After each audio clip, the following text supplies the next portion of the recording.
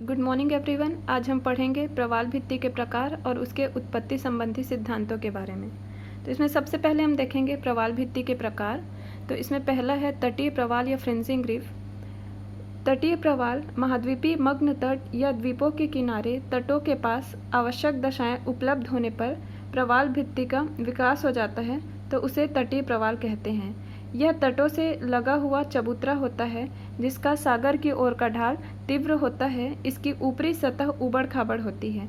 जिन तटों में समुद्र में गिरने वाली नदियां डेल्टा बनाती है, वहां पर ऐसी प्रवाल भित्ति का निर्माण नहीं होता है। इसके दो कारण हैं। जहाँ पे समुद्र में नदियाँ जल अपना गिराती हैं, डेल्टा बनाती हैं, वहाँ पे नदियों द्वारा मीठे जल के मिश्रण से लवणता जो है वो कम हो जाती है और नदियों के अवसाद से कोरल मर जाते हैं। इस कारण ऐसे जो क्षेत्र है वहाँ पे प्रवाल का विकास नहीं हो पाता है। द्वीप व प्रवाल के बीच कभी कभी लैगून भी बन जाते हैं जिसे बोट चैनल कहा जाता है। अब हम देखेंगे विश्व के प्रमुख तटीय प्रवाल कौन कौन से हैं। तो इसके अंतर्गत हैं दक्षिण फ्लोरिडा, सकाउ द्वीप, लक्षद्वीप में है बैरम गोरे, पेरुमल पाल और चीर बनियान द्वीप। वैसे तो ये लगभग सभी भागों में मिलते हैं। इसके अलावा है मलेशिया द्वीप, पोलिनेशिया द्वीप और पेरुमल पाल द्वीप में पाए जाने वाले तटीय प्रवाल। अब इसके बाद हम देखेंगे प्रवाल रोधिका या बैरियर रीफ। जो ये नाम से स्पष्ट है, बैरियर रीफ। बैरियर मतलब होता है बाधा।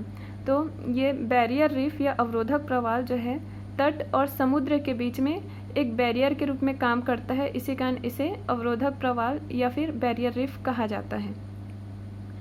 यह प्रवाल भित्ति अन्य प्रवालों से लंबी, चौड़ी तथा ऊंची होती है, जो कि सागर तट से कुछ दूर वृहदाकार अवरोध की तरह होती है।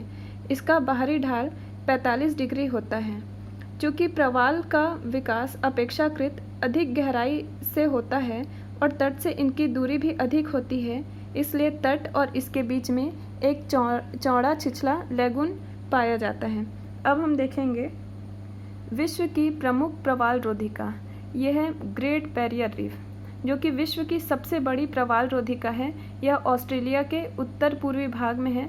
इसका अक्षांशीय विस्तार है 9 डिग्री दक्षिण से 22 डिग्री दक्षिण के मध्य। इसकी लंबाई है 1200 मील या फिर 1920 किलोमीटर और तट से इसकी दूरी है, उत्तरी भाग में इसकी तट से दूरी है 128 किलोमीटर और दक्षिणी भाग में लगभग 12 किलोमीटर यह प्रवाल तट से दूर है। अब इसके बाद हम देखेंगे प्रवाल द्वीप वलय या एटॉल। जो प्रवाल भित्ति वृत्ताकार, दीर्घवृत्ताकार या चौड़े घोड़े की नाल के आकार की होती हैं, उसे एटॉल कहते हैं। इसके भीतर में समुद्र के जल से निर्मित एक लैगून भी पाया जाता है। यहाँ पे हम देख रहे हैं ये जो एटॉल है ना, वृत्ताकार, इसके बीच में क्या है, लैगून है। इसकी गहराई लगभग 40 से 60 फैथम होती है। इस वलयाकार प्रवाल के बीच में खुले भाग होते हैं जिससे लैगून और समुद्र में जल का आदान प्रदान होता है। एटॉल अक्सर द्वीप के चारों ओर बनते हैं, जिसमें कई जगह नारियल और ताड़ के वृक्ष पाए जाते हैं।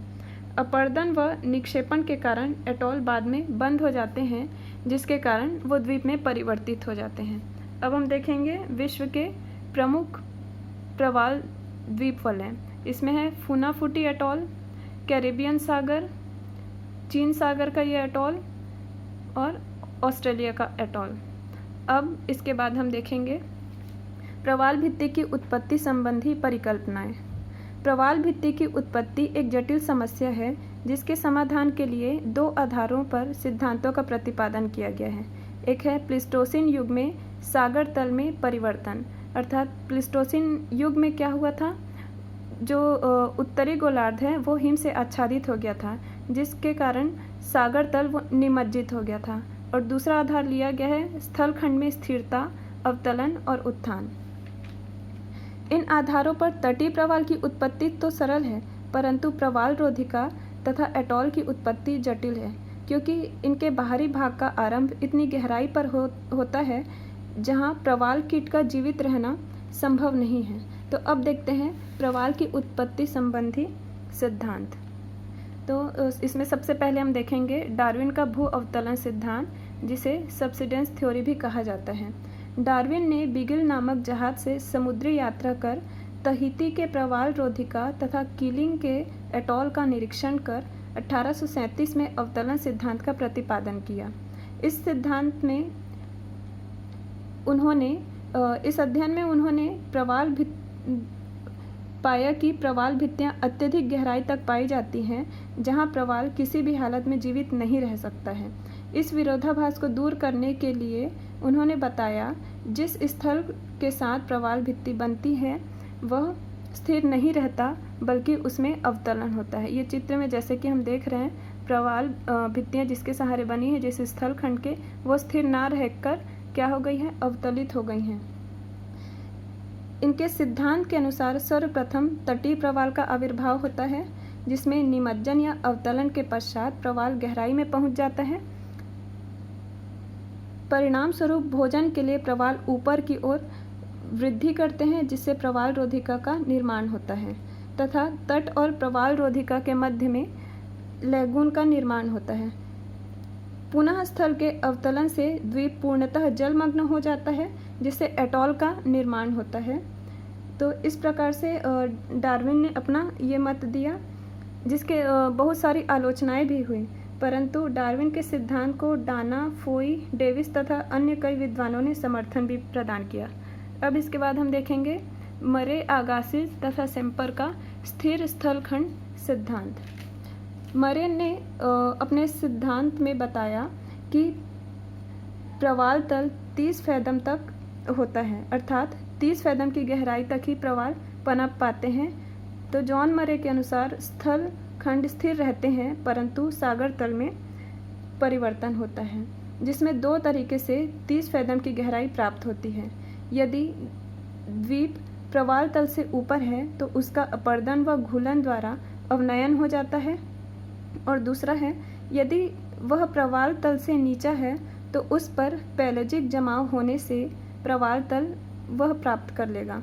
इस तरह पहले तटीय प्रवाल तथा आगे चलकर प्रवाल रोधिका व एटॉल का निर्माण होगा। अब इसके बाद हम देखते हैं डेली का हिमानी नियंत्रण सिद्धांत। डेली ने हिमानी नियंत्रण सिद्धांत का प्रतिपादन 1915 में किया। डेली के अनुसार सागर में प्रवाल का निर्माण प्लीस्टोसिन हिमकाल के बाद हुआ। इस काल में सागरी जल में हिम जम जाने से सागर तल का 33 से 38 फैदम नीचे की ओर धंसाव हुआ जिसके कारण तट के प्रवाल मर गए, परंतु हिमकाल के जाने के पश्चात हिम पुनः जल में बदल गए और सागर तल पुनः 33 से 38 फैदम ऊपर उठ गया जिससे जो प्रवाल बचे रह गए थे तथा नए प्रवाल चबूतरों पर अपना घरौंदा बनाने लगे तथा तटीय प्रवाल का निर्माण हुआ। जो चबूतरे चौड़े थे उस पर प्रवाल रोधिका का निर्माण हुआ और एटॉल का निर्माण एकाकी अंतःसागरी चबूतरों के ऊपर हुआ और मध्य में समान गहराई वाले लैगून का निर्माण हुआ। इसके बाद है डेविस का प्रवाल सिद्धांत। डेविस ने किसी स्वतंत्र सिद्धांत का प्रतिपादन नहीं किया। 1918 में उन्होंने डार्विन के अवतलन सिद्धांत को पुनः जीवित किया। इन्होंने तट रेखा की बनावट के अध्ययन द्वारा प्रवाल रोधिकाओं तथा एटॉल की उत्पत्ति के प्रक्रमों को समझाने का प्रयास किया। डेविस का निष्कर्ष था कि अवतलन सिद्धांत के साथ साथ यदि हिमयुग में होने वाले समुद्र तल एवं उसके तापमान में उतार चढ़ाव को भी मिलाकर देखा जाए तो सभी प्रकार की प्रवाल भित्तियों की उत्पत्ति की समस्या को हल किया जा सकेगा। तो इस प्रकार इन सिद्धांतों के विवेचन से स्पष्ट है कि किसी भी एक सिद्धांत द्वारा प्रवाल रोधिका और एटॉल की उत्पत्ति की समस्या का हल नहीं किया जा सकता। तो इस वीडियो में हमने पढ़ा प्रवाल के प्रकार, उसकी उत्पत्ति संबंधी सिद्धांत के बारे में। अब आने वाले वीडियोस में हम भूगोल से संबंधित अन्य महत्वपूर्ण अध्यायों का अध्ययन करेंगे। तो हमारे चैनल के साथ जुड़े रहिए और इसे लाइक और सब्सक्राइब करिए। Thank you. Have a nice day.